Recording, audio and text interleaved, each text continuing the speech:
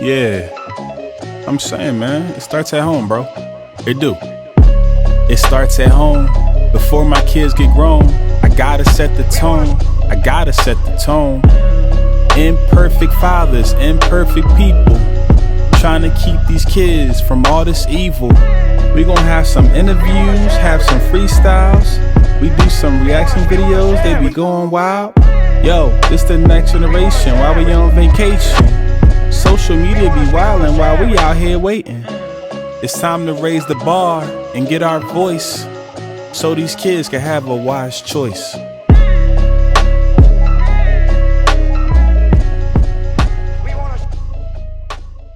One take Jake. One take Jake. What up, everybody? Welcome to It Starts at Home channel. Now, this is going to be a different episode. I don't have no kids around me. It's just me. It's just me.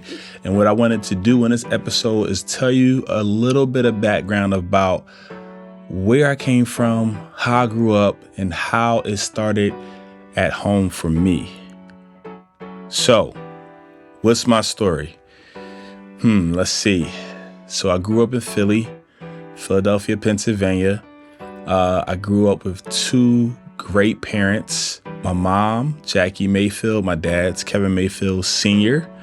And I had really awesome parents. My household was full of a lot of church, a lot of moving around as far as like doing things like active, and a lot of fun because my mom and dad, they had 6 kids and I'm the oldest. So I'm the oldest of 6 kids. And I just remember, having fun and just, being free to be me, but also, being very disciplined as to what we can and cannot do. My hometown, like I said, it was in Philadelphia. PA was a city. We grew up not really in the hood, but we was definitely near some hood spots. I remember we had a pool that every summer me and my siblings would want to go to, and it was called Huntington Park. And I remember my mom and dad let us go to the pool, and we went by ourselves. We actually had to go up our street, cross Huntington Park, go down a hill, cross a guardrail, go through a major highway. So imagine going through like 285 and y'all like these little kids going to a pool. We had literally ran.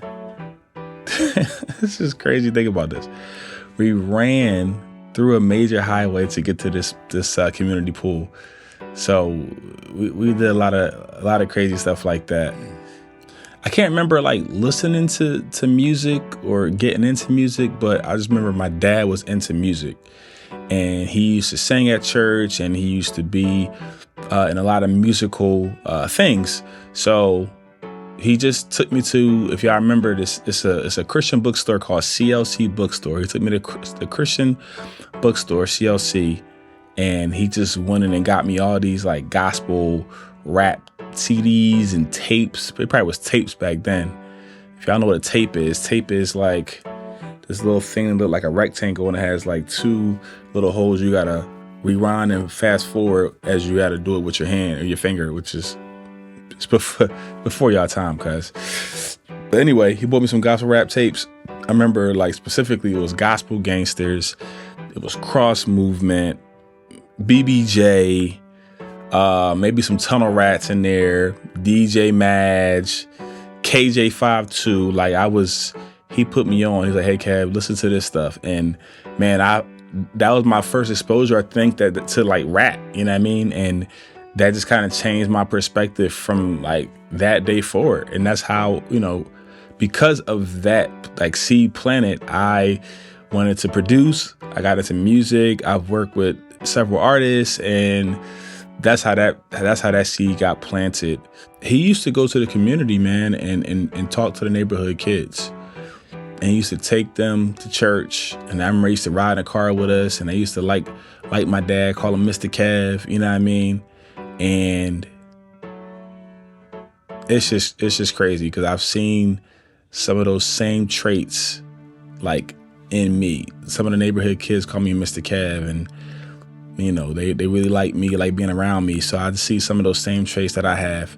My dad even took in my cousin. One of my cousins had, you know, just had some trouble growing up, and you know, my dad took him in with us, and that was like one of my best cousins, and still is. And yeah, he stayed with us, and he lived with us, and he started going to church with us. He got involved in the music ministry. He started playing drums. So like my dad was really like a part of like mending young men or raising up young men.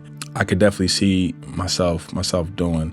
I remember my mom, you know, growing up, she was an entrepreneur. She always had multiple businesses and different things going on, but particularly she had this jewelry business where she had to travel to New York a lot. So she would take, you know, all of us to New York with her on a train, or we would drive, and she would just, you know, lug us around in all these stores, and we have to wait, and she would just be buying up all the stores. But then like right after right after she was done with everything, she was taken to this Chinese spot that had these honey glazed wings. They were so good. They were so good. But what I got from my mom, I believe, is just the entrepreneurship role of just the hustle and putting in the hard work to succeed, and, you know, not being afraid to just get down and get dirty and do what you got to do to make it happen. And then once again, my dad kind of planted the seed of just another way of listening to music, which was huge for me. And I remember like growing up, you know, my brothers and sisters, we put it together like a rap group. We called ourselves the, oh man, what were we called? I think it was called God Soldiers, yeah. And we used to put on like little shows and concerts for my mom and dad. They come home, we'd be like, Mom and Dad, come upstairs. And we was on a bunk bed. We had the sheets wrapped up to the bunk bed. Then we like, okay, start the show. We open the sheets, and then I'll be in my keyboard banging around, and my brother probably be on the drums, and my sister be singing. Like we just have a whole band. Like we just love music. We had a mind of creativity. We had a mind of work, and that was the house I grew up in. Very stable home. Now this was a turn in my life. When I was 13, my dad was in a major car accident. I was 13. This was 1999. My dad was hit by a 16-year-old. She was joyriding. She hit a taxi. The taxi hit my dad, and my dad got the worst of it. So my dad was in a coma for, I want to say weeks, could be months. My mom was in there with him. By this time, my mom had all her 6 kids. She was actually either gave birth or was pregnant with the last kid, and she had a lot on her plate, you know, but she had to trust God through it all. And I think seeing my mom through that's where I got my strength from. Because if I don't know, I have two medically fragile kids with me today that I'm like caretaking for, and plus my 2 that y'all see all the time, G and Caleb. So but going back to the story, I remember I got the news. I didn't go to school that day. I kind of cried. I don't remember. I didn't really know how, like, what the take of it. Actually, I still went to school, but I just didn't know like how to process that. And I just remember, like, as I got older, like I would have periods of crying, you know what I mean? When I got older and became a youth and a young adult, like in high schoolish times, like I definitely like cried more about it and things like that. But yeah, it changed the family narrative up a lot. My dad was in a nursing home.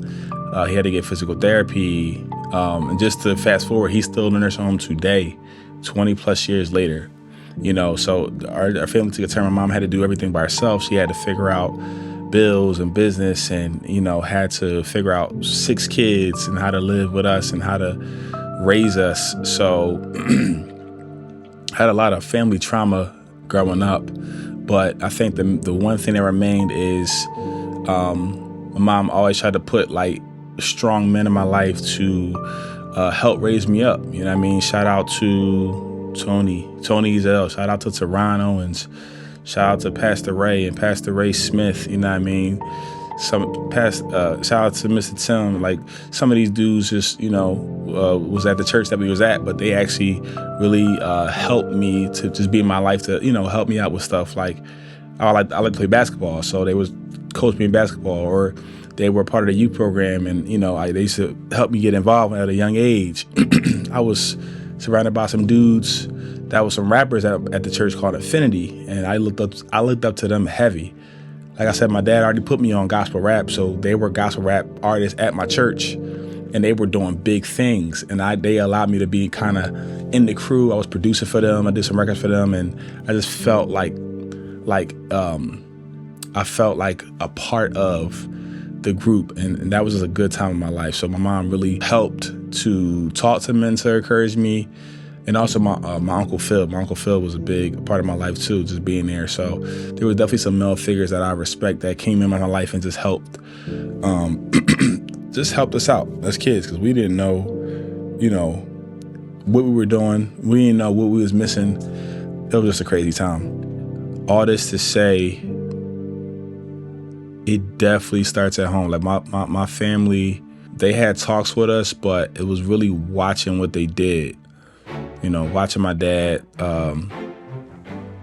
work hard and work overnight and take us to work with him, you know, when he used to work for Kinko's, and watching my mom work hard and she'll let us travel to New York with her and watch her get what she needs, or watching my mom, you know, just be in a moment with my dad while he was in an accident, and she stayed with him, and just the faith she had. Like, so these are some of my experiences that make me want to say, yo, literally everything starts at home. Everything starts at home. So this is part 1. I want to give you a little snippet of my life and some of the things that I've experienced growing up in my home.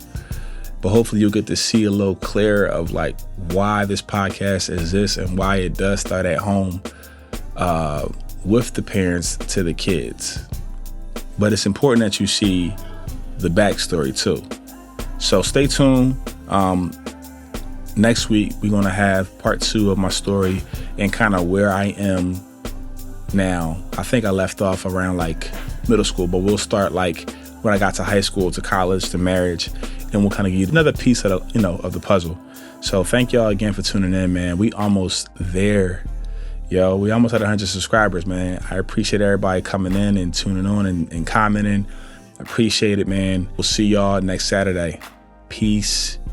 Be still.